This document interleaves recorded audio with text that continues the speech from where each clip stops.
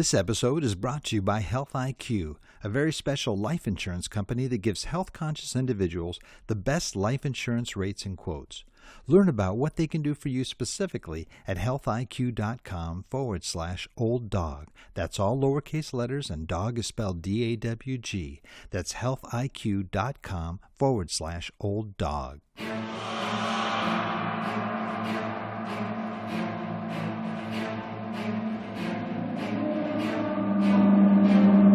In a world where jobs are how most people make money, one man, one desire, one challenge dares to break the mold. Welcome to the Old Dogs REI Network, where we don't work for money. Money works for us. Coming soon. Viewer discretion advised.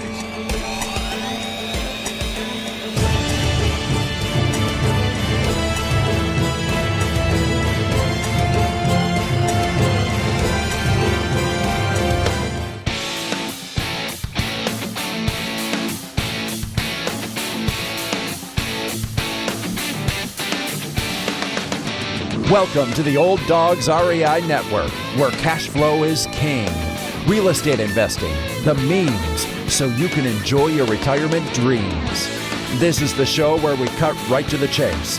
No sales pitch, no long monologues, just simple how-to real estate investing advice, so you can earn the passive income you need to enjoy your retirement today. And now, your host and chief old dog, Bill Manacero. Welcome to the Old Dogs REI Network. I'm your host, Bill Manacero, and this is the show where 50-plussers and anyone else who wants to join us get solid, no sales pitch real estate investing advice to help generate real cash flow. This podcast airs twice weekly on Mondays and Fridays, and if you aren't already a subscriber, go to iTunes, type in Old Dog, spelled D-A-W-G, find our podcast, and subscribe. Well, today we're taking a little departure from normally talking about investing in homes and multifamily. We are going to be talking to a return visitor, a good friend of the Old Dog podcast here, Susan Lassiter-Lyons. Susan is going to be talking about deeds and buying and investing in deeds as an income source. Just a little background on Susan. She did appear on our show pretty early on. It was episode 008, and it was on as a two-parter, Finding the Money for Your Real Estate Deals. Great, great podcast. So if you get a chance, we'd love for you to listen to that if you're interested in finding money for your real estate deals, which I imagine that'd be everybody listening to this. So let me just give you a brief little bio, and then we're going to have Susan take it from there. Susan Lassiter-Lyons is the #1 Amazon best-selling author of Getting the Money, the simple system for getting private money for your real estate deals. She's been investing in real estate since 1994 and started by forming a small syndicate called the Lien Lords, I love that name, to pool $2,500 in capital to purchase tax liens at auctions. That's definitely a subject hopefully we'll talk on as well.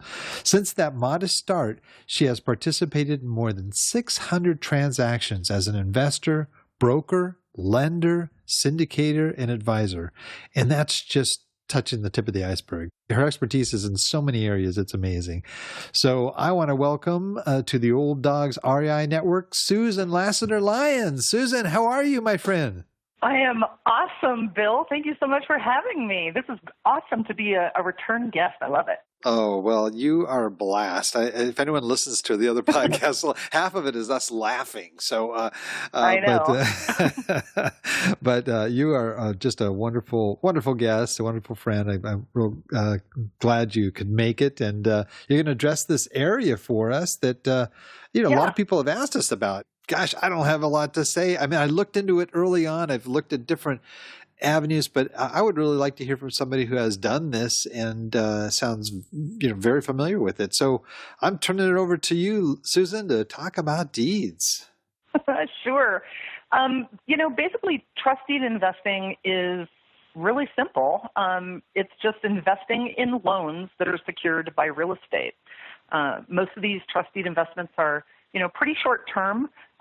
Some of them can be long term. I think one of the things that can be confusing for people from an investment perspective to understand about trust deed investing is that people call it a lot of different things, right? So I know that when I was a hard money lender and I had a fund where I was making hard money, short term, fix and flip loans to rehabbers here in my market in Denver, Colorado, when I was getting my investment partners to invest capital into that hard money fund, they were investing in trust deeds because what I was doing was making these loans, and via a loan you create either a mortgage or a deed of trust that secures that investment along with a promissory note, and that's what ultimately my end investors in my fund were investing in, was those trust deeds. Now, you can do that on an individual basis, right? So we usually call that a one-to-one deal where let's say, Bill, that you want to buy a property in Ohio, for example, and it's a single-family home, and it's let's say that you're going to get a really great deal, and it's just like $50,000.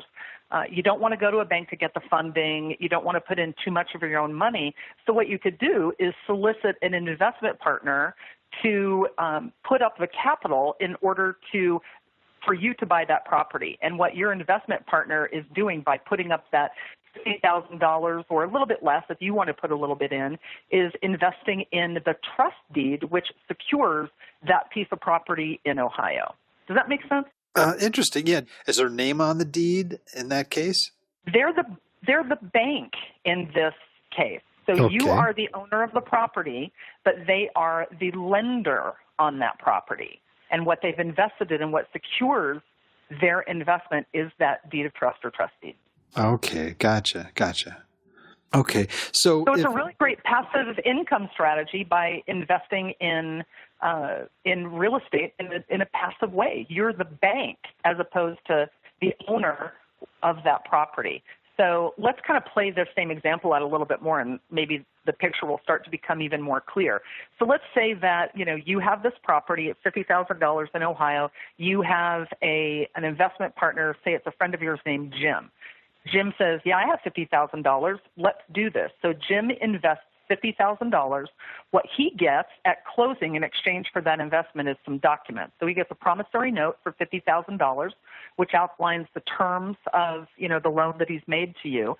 And then he also gets referred to as the lender on the mortgage documents or the deed of trust documents.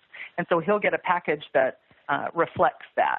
You, on the other hand, now, when you set about doing whatever it is that you're going to do to that piece of property in Ohio, whether you're going to keep it as a rental long term or you're going to fix it up and flip it, doesn't matter. You're going to make a monthly mortgage payment, and that monthly mortgage payment each month is going to go to Jim because he holds the note and or has obviously ownership interest in that deed of trust. Gotcha. Now, banks are obviously dealing in deeds all the time. I understand that there's a lot of banks that, as soon as they close the deal, they sell them. Now, have you participated in that same, as opposed to the one-on-one, where you go to an institutional lender like Bank of America or someone like that, and buy maybe it's defaulted deeds? I don't know. I understand there's a market for those other deeds. I'm asking you, what happens to those, and where do those come from, where people can invest in that type of deed? Okay, so there's about 3 questions in that one question. So let's break it down a little bit. First of all, I can tell you that back in the day when I was first learning the mortgage industry and the lending industry, I worked for a mortgage company called Pulte Mortgage, which is the mortgage arm of the home builder Pulte Homes. And basically what we did was we had our own in-house mortgage company, and we would write the mortgage loans on the Pulte homes that people would buy. And we would close, hundreds of loans on a weekly basis, maybe even thousands. It was my job in a department called secondary marketing to pool up all of those individual mortgages, right, which consist of, again, promissory notes and deeds of trust, and package them up and sell them off as a security to the highest Wall Street bidder. So if you know your history, right, of the 2008 crash, the big mortgage meltdown and the financial crisis, or if you've watched the movie The Big Short, which is awesome, by the way. Yes, I love that movie. It explains exactly that process. Right. So what the banks do and what my Pulte mortgage company did was we're closing loans all day long, and we're funding these loans with big, giant, multi-million-dollar warehouse lines of credit that we have set up with banks. Once we fund the loan, we sell the loan off in a pool of loans to the highest bidder on Wall Street, and they create a security out of it, which is a bond. And then, like in The Big Short, they talk about those tranches of bonds and how they're rated, anywhere from AA down to F, and the subprime tranche and all this other stuff. So that's just us pooling up all the loans that we funded and selling them off to the highest Wall Street bidder so that we can recoup our cash for having originated that loan. Now, with community banks, right, also known as what I refer to them as portfolio lenders. These are going to be the smaller local banks that really focus on lending in their own backyard. So they're not going to be the big multinational banks like the Wells Fargos or the Chase banks. They're going to be these random banks that you happen upon that have weird names like, Pueblo State Bank and Trust, where you're like, what the heck is that? I've never even heard of it. That's a community bank. The difference between a community bank and a larger bank is that when they make a loan, a mortgage loan, they do it the exact same way that the big banks do with the deed of trust and the promissory note, but they don't sell their loans off into the secondary market, Wall Street. They keep their loans in-house, and they service those loans in-house, which means that they're holding that asset in-house, so they're not selling it off to recoup their cash. And they're also the ones that send you the statement every month, and you make your payment directly to them every month. That's called loan servicing or note servicing. So that's the difference between like what happens at a big bank and what they do with their mortgage loans, and what happens at a smaller community bank and what happens with their mortgage loans. Now, when we come to the question of how can we invest in those, there are a couple of different ways that we can invest in those. First up, you will hear of individual investors. You'll hear of hard money lenders like I was. You'll hear of some of these community banks that will be willing to either auction off or sell off mortgage notes. These notes could be current. They could be in various states of default. And you could bid on these notes and actually purchase these notes. And that basically purchases you this stream of income from this borrower. So now, if you own that note, you supplant the bank. You are the bank in that case. And then the borrower makes their monthly payments to you personally if you are servicing the loan. Or there are some really great little specialty companies out there, little loan servicers that work with hard money lenders and private lenders, and they'll service those notes for you. They'll take care of remitting the taxes and the hazard insurance, and then they'll give you the balance that's owed to you. They'll also perform some collections if people fall past due and handle any late fee payments and stuff like that. Okay, and they take a percentage of certain percentage as their payment, or how do you pay one of those servicing organizations? Yeah. So one of the ones that I've used a lot in the past, FCI, it's basically on either a flat fee. So I think if memory serves, and I would have to go online to double check, but I'm sure your listeners can do this too. But it's usually either a flat fee, and you're going to be shocked. It's as low as $15 a month per loan for servicing. I mean, how low can you get? Yeah, right? That's great. Or it's either a 1% or a 0.5% of the actual balance of that payment that they keep as a fee. And so that's how they work. And then, of course, there are going to be add-ons and extras where if you want them to do collection calls, and that might be a little extra. If you want them to, as I mentioned, handle your remittance of the property taxes and hazard insurance, and that might be a little extra. But this outside servicing or, third-party servicing for the smaller lenders it's so inexpensive, it makes no sense to not do it. Now, where in the way that you're talking about investors bidding, where do they bid, and how does that process actually take place? There are opportunities all around, right? I mean, you can approach these banks directly. Some of the, if you go to the FDIC.gov website, you can look at the most recent quarterly balance sheet that includes financial liabilities for any bank that is associated with the FDIC insurance, which should be all of them. And you can take a look and see, okay, well, how much do they have on the books of residential properties? How much do they hold on their books of multifamily properties? And of these loans that they're holding on the books, like, what is the status of them? Are they active and current? Are they 30 days past due, 60 days past due, 90, 180, so forth?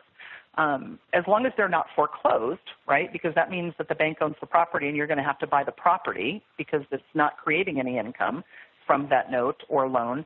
But as long as it's just either current or in some state of default in a pre-foreclosure status, then you can bid on those and make an offer on those notes direct with those banks, either the full face value of, and by full face value, I mean the principal balance of that note or that loan, or, we've seen people get deals up to like 22, 25 cents on the dollar if it's, significantly past due. Now, do you buy the individual notes? Very little knowledge I have of this. I've heard people talk about like a tape or something where you can have, there's like multiple deeds or loans associated with it, and you bid on the whole tape. And some of them are really good, some of them are not so good. I mean, is that right, or am I off base? Yeah, no, you're not off base at all. That's exactly right. And that's if you're going to these smaller community banks. And I would encourage your listeners, if they're going to try this, to stick with the smaller community banks. If they try to go to, look at a tape of notes that might be from a Wells Fargo or a Chase, usually Chase is going to ask you to put up a good faith deposit of like 6 figures in order to even be on that list to take a look at the assets they have. So just stick with the little guys and it'll be fine. And they don't require you to, put up any deposits to look at their tapes. But the cool thing is that you can say, yeah, send me everything that you have that's like 90 days plus past due. And they'll send you a spreadsheet, and that's all a tape is. It's not an actual tape. You don't have to have a special tape player to read it. It's just a spreadsheet that they send over that will list all of the mortgage notes or deeds of trust that they have. They'll say what the principal balance is. They'll say like what the monthly payment is. They'll let you know typically the property address, that you can do some due diligence on the underlying property that's securing that note. And they'll usually let you know, like, this is how far past due it is and any fees that this loan has accrued. And then you can either make an offer on all of them, or you can do what we call cherry picking that tape. And you can just choose the best ones and make offers on the best ones. Okay, that's so interesting. Does it have, for example, all of these? I imagine are they're backed up by some property, right? More than likely a home, right? And does it have all of them are? Does it have the value of the home on this spreadsheet too? It tells you how much is owed, how much has been paid, all the factors there. What kinds of things are actually listed on the tape that are of value? Yeah, sometimes. Now, know that the bank, because they have originated this loan and they've closed the loan, and they'll have all that documentation in-house. So if they don't include like either the last appraised value of that property or what they think the current value of that property is, then just ask, right? If they have an appraisal on file, then usually, they'll be happy to share with you what that value is. Or, it's just as easy for you to do your own due diligence and just do your own research on those properties and the markets and determine with comps your own values. That's kind of my preferred method. I mean, it's one thing for the bank to share with me, an appraisal that could be a couple of years old, and it might not be valid at all depending on the market. So I prefer to do my own due diligence with regard to values when I'm determining a price for stuff like that. But sure, I mean, if something is missing and you want extra information, because those smaller banks keep that stuff in-house, just ask. Okay. Can you give me like an example? I always kind of need that, that visual thing here. Like, okay, yeah, a person buys a tape for this much, and in that there are X number of properties, and they're valued at blank. Can you give me like a rough, sort of close to real scenario and something like that? Sure. So let's make sure that we're, being very clear about what we're talking about. So, and I teach this in one of my courses. It's called Bulk REO Secrets. This is it was developed as a strategy to acquire foreclosed properties in bulk. But what I noticed as I was talking with these community lenders is, when I would inquire about foreclosed properties, they'd say, we have some notes as well that either are active or in default. Would you be willing to take a look at those notes? Remember, the notes are going to be pre-foreclosure. So if you want to buy the property itself, then you're going to go for a bank-owned REO, which is a property that the bank has already foreclosed on. What we're talking about is targeting that same bank and asking for trust deeds, also known as notes. So you're not investing in the property, you're investing in the note. Yeah, exactly. Right? You're investing in what secures that property. In which case, if you buy that, you're going to become the bank instead of the owner of the property. So that's the first thing that we need to make very clear. But yeah, when you go to the bank, you're like, hey, let me take a look at your tape. I want to see all of your performing and non-performing notes. If it's a small enough bank, they'll say, look, here's the whole list. And I don't know, sometimes you'll have one. I've seen it where they have like one on the books. I've seen it where they have like several hundred on the books. And so I usually will tell them, look, if I'm interested in getting a discounted note for, to invest in this trust deed for cash flow, then I'm going to typically target things that are past due, right? So I don't want to see the stuff that you have that's current, and typically they're not going to want to sell the stuff that's current because they're happy to collect that money. That's what they're in the business to do. But if they have somebody who's in a 60-day past due status, a 90-day past due, 180, whatever it is, but they haven't yet started foreclosure proceedings, then that's something that I want to look at. Right. So you can take it on and let's say, okay, I'm just giving a rough idea. Let's say there are 5 properties on there that maybe they're $1 million, just to keep it easy, and you're buying it on 20 cents on the dollar. So you maybe you put in like 100,000 or something, or 200,000. I don't know how that would work, but where you're taking over these loans, you're going to basically the people that own these notes, or the people that are borrowing this money, you'll change it so that they're sending you the monthly payment, and you will till the term of the loan. Then in that process, you're going to have some people that just can't seem to get it together, that are eventually going to foreclose. Yeah. So, there's like percentages, right? there's going to be some that are you're going to be successful, and you'll just end up getting this great monthly income coming in.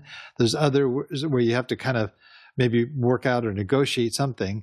And maybe you may at one point have to claim the property that they have. So I know the percentages probably vary from tape, but what sort of a typical scenario on something like that? Could you talk, roughly percentage wise, if you had that? Let's say you had 5 properties on there worth $1 million. Yeah. So here's the first comment that I want to make. So you're talking about property value. You got to ditch that. Okay. At least initially when we're making an offer, because we're not, the discount that we're looking for isn't a discount from the value of the property. What we're looking for now as trust deed investors, also known as note investors, is a discount from the principal balance that's owed on the mortgage. Okay. That's more important. Definitely. Right. Yeah. And that can be a significant difference. So if we kind of, follow along your example here, so say we have 5 houses, and let's say that each of those houses is valued at $200,000, right? Then we have a market value of a 5-house portfolio of $1 million, right? Right. But let's say that each of these 5 houses, right, they didn't get 100% financing, and let's say they've actually been making mortgage payments for a while. Let's say that each of these 5 houses, even though they're valued at $200,000 each, let's say that each of them has a principal loan balance of $150,000 each. So 150 times 5, now we're looking at $750,000. So we have a $750,000 cumulative loan balance on 5 houses against a cumulative market value of $1 million. So we already have a 25% equity position just on that basis, right? Gotcha. Okay, so now let's drill down even a little bit further. So we have face value, cumulative loan balances of $750,000, but let's say that these 5 loans are, let's say they're all 90 days past due.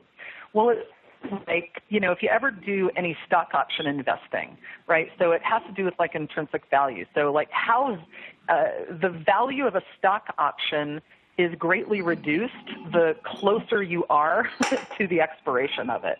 And, the same kind of thing can be said about these notes, right? The value of that outstanding principal balance is reduced from an investment perspective by the number of months that they are past due or that they haven't been paying on that.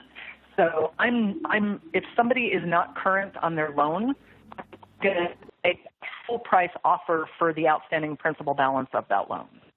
Does that make sense? Yes. How do you bid on that? How do you know what to bid? Yeah. Right.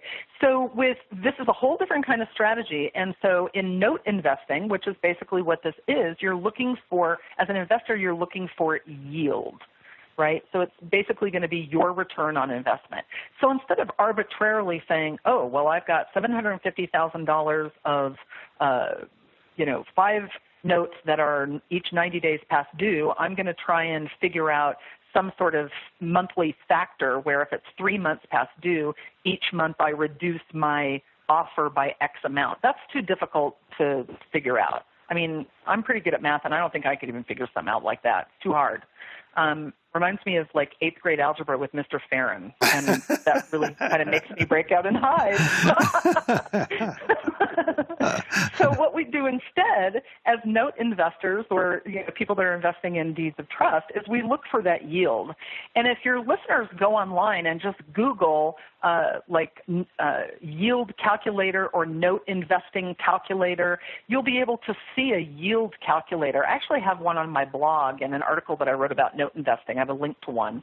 And basically you just tell this calculator, hey, calculator, as an investor, here is the percentage return, aka the yield that I want to earn on this investment, whether that's 5%, 8%, 10%, 15%, whatever it is, and then you can just plug that into that calculator, and it will basically run kind of all those calculations in the back that nobody wants to deal with, like future value and present value and all those difficult business finance calculations, and it'll tell you, hey, if you have a portfolio of 5 notes that have outstanding principal balances of $750,000, and here's what the interest rate is currently, and you want to make a yield of X, here's what you need to be paying for this portfolio. And that's the easy answer. Oh, wow. Okay, that's neat. Yeah, definitely. I'd like to get that link from you. We can put it in the show notes. That'd be helpful. Yeah, that'd be great. So go ahead. I want to make a point real quick. So what we've been and what we kind of backed ourselves into is, trust deed investing by approaching these smaller banks and getting access to non-performing deeds of trust or non-performing notes in their inventory. That's just one way that you can do this. There are also like online note exchanges, right, where you can go and note sellers will have their list of notes available there, and all you have to do is just kind of click on the ones that you like and decide, hey, this looks like something that I want to own, or it doesn't look like something I want to own. There's a company that I have worked with for a while. It's called Colonial Funding Group, and they basically, give you access to their platform of performing and non-performing notes. So that's another way. There are all these online platforms where you can purchase notes and bid on notes. But if we go to one of the simplest ways to become a trust deed investor, we're going to circle right back around to where we started, with you as an investor, a real estate investor looking to acquire a property who needs a loan to acquire that property, and you have your friend Jim who comes in and says, hey, I'll loan you that money to buy that property, and he has made a trust deed investment by loaning you that $50,000, right? So there's varying degrees of ways that you can do this strategy, from its most simple and basic to, big and complicated. Taking, let's say, one of these notes, and from the information we used in the other example, for example, it's a property that is that's valued at $200,000 and it's got a loan balance of $150,000. This is taking one example. To bid on that, where do you start? Where do you start to bid on that? Because you're looking at the long term. If you're going to carry this, what kind of a price would you bid to buy that deed? Well, I would go to my yield calculator. Just plug in the numbers. Honestly, that's the answer. Yeah, so and it all depends on, what you want out of it, right? What is the return on investment that you want? And then you rely on that note calculator to give you the answers so that you can structure that accordingly. If that underlying note is paying, 6%, and I just want to buy it at face value, which is $150,000, and I'm fine with a 6% return, not including any of the fees or, anything that I'm putting into that, then just buy the note at face value. But if I want to discount that note, right, present value versus future value, I want to pay in today's dollars for a stream of income in the future. I want to get a discount so that I can make sure that I get a yield that I'm going to be satisfied with over the long term. Okay. When you say discount, what do you mean? I mean, what kind of a discount would you get as opposed to paying $150,000? Yeah, it could be, $75,000, it could be $80,000, it could be whatever, depending on the parameters of the note and the yield that I want. Let me see here. No. It's hard to do. If we were on video, I could just pull it up and say, look, here's the calculator, plug in the numbers, and kind of show you this.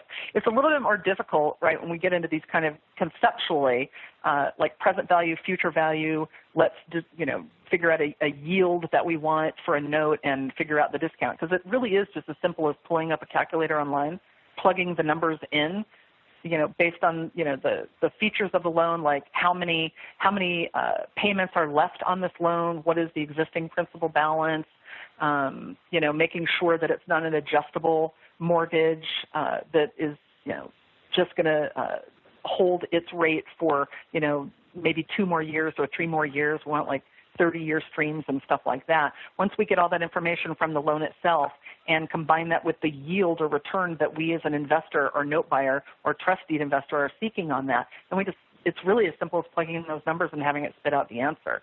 So let's say that I plugged in all the numbers and this was a $150,000 face value principal balance loan. I could say I want a yield of 12%. It's a 30, they have maybe 320 more monthly payments to come. The calculator is going to work its magic in the back, and it's going to say, cool, if you want to get this yield based on the existing parameters of this loan, then you can't pay $150,000 for it, which is the face value of the principal that's owed. You are only going to get that yield if you can get it for maybe $90,000 or less. So then in that case, I would bid probably $80,000 to the bank, because I'm never going to bid my maximum, because I need to give myself a little bit of room to negotiate with the bank in case they want to counter. And as long as we end up at $90,000 or no higher, then I can rest assured that I have just purchased a stream of future payments that are going to guarantee me the yield that I want as a trust deed or note investor. That's good. That's very helpful. Well, taking it from the real down home side, the person that is associated with this loan. Now, if their loan payment was, let's say it was $200 a month or $300 a month, and you're basically creating new terms for that person. I mean, is their payment going to go up? Is it going to go down? I mean, if it's somebody that's defaulted or at least missed multiple payments, and you increase the actual loan payment, I mean, isn't that kind of setting yourself up for disaster? I know there's multiple questions as I have a tendency to do. Yeah. So let's take, for example, I did this back in the day where I put together I called it a note fund. And, I got a couple of my friends and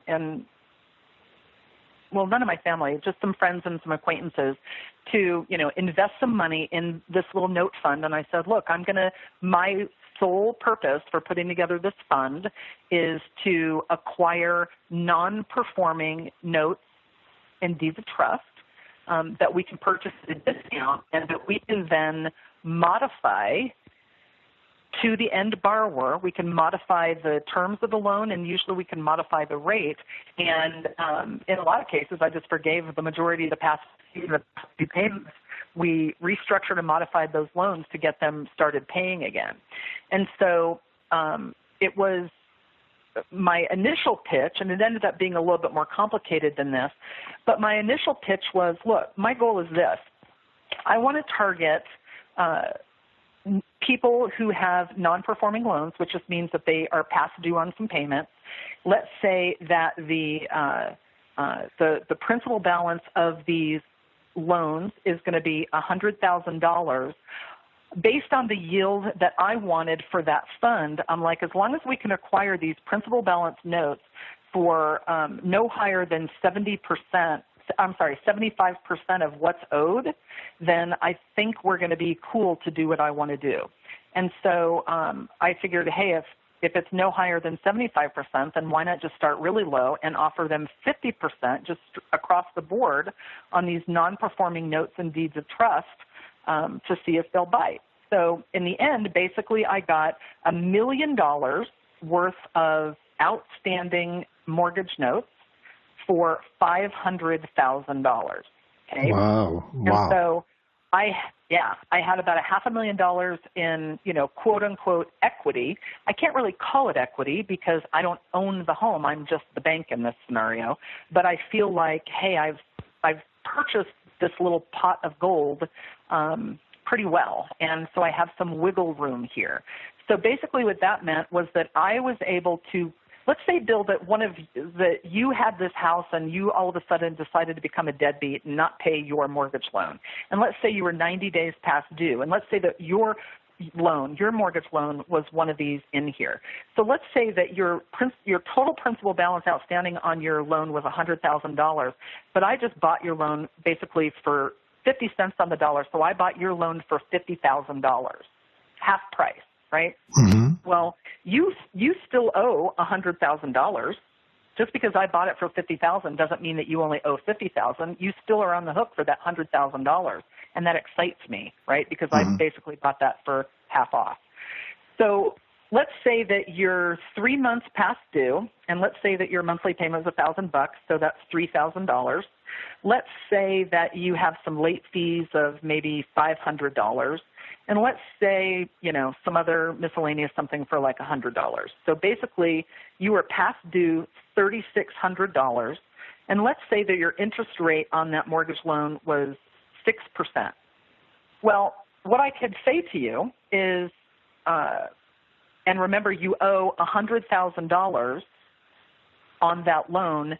And what we found was, as we were going through these, the principal balances on these loans, let's say, could be $100,000, but because a lot of these people were kind of victims of areas and markets that were hit hard in the downturn in 2008, a lot of these homes had lost their values, and so many of them were upside down, which meant that the value of the homes were even less than that $100,000 that they owed for their mortgage. That make sense? Yes, yeah.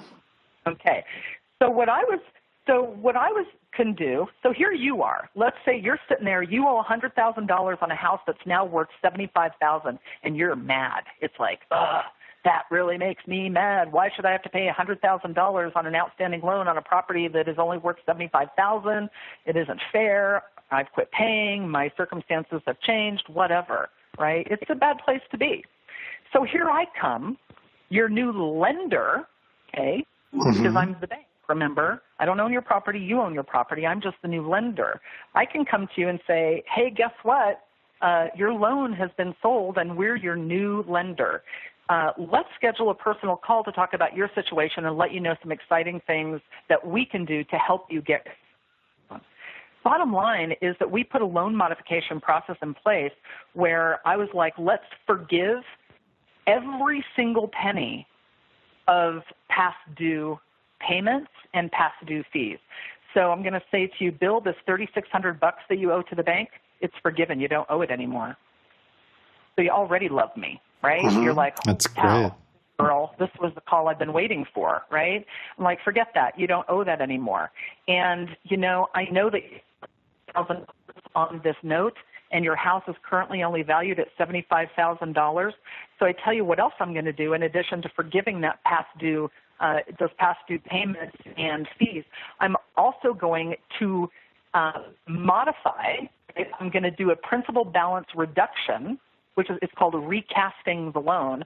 I'm going to recast this loan so that now instead of having a $100,000 balance, you only owe me $75,000, which is now equal to the current market value of your home. So now in addition to knocking off the $3,600 in past due, I've just knocked off $25,000 in mortgage loans that you owe me, right? Oh, that's and great. You're thinking, holy crap, this is like a dream come true, or you might be thinking it's a scam, depending on where you default. But it's real. Some of these conversations were interesting to have, to say the least. Oh, my goodness. And so, but here it is from my perspective, right? Hey, man, now granted, I don't have a $100,000 loan anymore. I've got a $75,000 loan, but I still have $25,000 in there of quote-unquote equity, right? Because now I only owe $50,000 on your $75,000 loan, okay? And now it's like, look, let's just forget the past. Let's restart payments at 6%, or maybe I could even give them some relief on that interest rate by recasting that. Start paying again, and let's, all be happy and be friends and, get out of this mess together. And in that instance, you now have cash flowing assets where previously what you purchased were non-cash flowing assets because nobody was making those payments. You've modified the loans. You still have a really great equity cushion in case there's another default. You can sell that loan, because you still have room there and you'll be able to make a profit. But we're in this for cash flow, and so as long as it matches my yield requirement, it's done and done. I mean, the people that we practiced this residential loan modification program on for this tiny little pool of notes that we bought in that little fund just to test the strategy, you would have thought that I would have handed them like a pot of gold bars. I mean, I feel quite strongly in saying that those people were so thrilled and grateful for what we were able to do for them that if they had to choose between making their mortgage payment to us or buying groceries for their family, I'm pretty positive they would have chosen to make their mortgage payments to us, and they probably would have gone to like a food bank to get the food if that was the decision, because they, knew that if they defaulted going forward, then all of this is off, and they recognized the gift that they got. Wow, so, that's a great example. Really good example. Yeah. It shows me from the standpoint of the person at the end of that address there, that what happens from that standpoint, which really helps bring it home, and it makes to me 360. It makes a real clear explanation of sort of that process. Yeah. Wow. Oh, that's great. This is now, and I should also say honestly, Bill, that's just me, right? And so I've had friends who have done the exact same thing, and I talk to them about recasting the loans and doing the modification strategy to forgive past due and adjust balances, and people call me, all sorts of things, bleeding heart liberal being the main one. But a long time ago, I wrote down my values, and every decision that I make in life and business has to be in alignment with my values. And I can tell very quickly where if I'm doing something that's out of alignment with my values, it doesn't feel good. One of my top values is generosity. And I like to make money just as much as the next person, but when I have the opportunity to go in and fix a problem like this and create a true, in every sense of the word, win-win situation, I'm going to do it every single time, even if it means that I make a little bit less on the back end. God, that's what a great approach. I mean, I knew that you would have something good like that in it. I just knew it. No, it's just great, as opposed to just a real cut and cold, you buy a chunk of these and you pay this for it and you get this. And, I like how you think, that there's a human being at the end of this. And that to me says a lot about you. That's awesome. Well, we ran a little bit longer than I told you. I probably have you on the phone, so I hope I didn't mess any appointments that you had or anything. But no, of course not. No. Yeah, it's such all yours. Good information. I mean, really, really good information. Do you still teach this to people, or is that something you used to do? I do. This is, it's something that I cover in, as I mentioned, my course called Bulk REO Secrets. And so, if you want to include that resource for your folks, that would be one. That course really is focused on approaching these smaller community banks for their foreclosed properties, but I do have a little bonus training in that course about approaching them for notes as well. So I do cover it. I also have a lot of information on note investing over on my blog. And honestly, I'm expanding the Investor Insights, which is my blog, to talk about more alternative investing strategies that aren't even just real estate specific. And so coming, up in the next months and years, I'm going to be talking a lot more about these note investing strategies, not just from a real estate perspective, but even how to invest in what they call note portions on some of these unsecured loan platforms like Prosper and Lending Club. So really? Wow. Yeah, and that's a whole other fun thing. You'll have to have me back to talk about that one, because that's the thing I'm most excited about now. God, that's really new. I haven't heard of that before. That's really interesting. Ooh, yeah. Wow. Get ready, baby. It's a whole new world. That's great. Hello, fellow old dogs. Before we jump into our wrap-it-up session, I just wanted to let you know that an important part of being a successful real estate investor is knowing how to regularly reduce expenses. It's a big part of what I do every day to maintain a healthy real estate portfolio. Well, I try to do the same thing with my personal finances as well. When I heard about a health insurance company that gave special rates to those of us old dogs who try to eat right, exercise, and stay healthy, I got very stoked.